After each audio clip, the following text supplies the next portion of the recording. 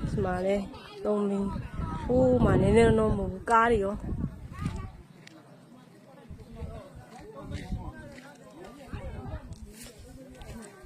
မကြည့်အောင်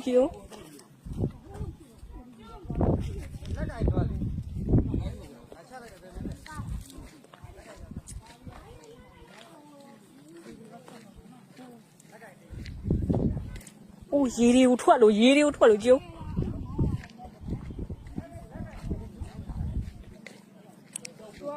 အောက်ထဲမှာမြေကြီးထားတဲ့အချိန်နဲ့